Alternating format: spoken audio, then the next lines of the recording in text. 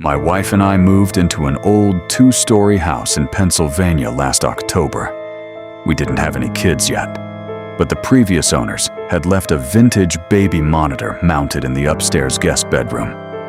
One stormy night around 2 a.m., I was sitting alone downstairs, reading a book, when a crackle of static came from the forgotten monitor receiver on the bookshelf. I frowned, thinking it was just radio interference from the thunderstorm outside. Then, through the heavy static, I heard a soft, rhythmic sound. Creak, creak, creak. It sounded exactly like a wooden rocking chair rocking back and forth on the floorboards upstairs. My breath hitched. We didn't own a rocking chair. I stood up, walked over to the receiver, and picked it up. I pressed the talk-back button and whispered, "Hello? Is someone up there?" The rocking sound immediately stopped. The monitor went dead silent for 5 agonizing seconds. Then, a raspy, childlike voice whispered directly into the microphone. "Put the phone down. She doesn't like when you interrupt us."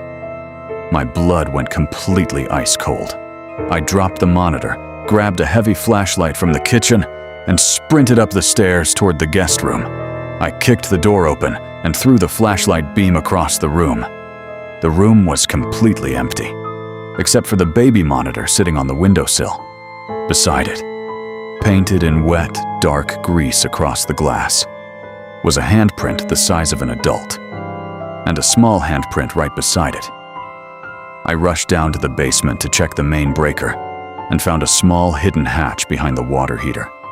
Inside were 2 sleeping bags, food wrappers, and a camera wired directly into our house's electrical system.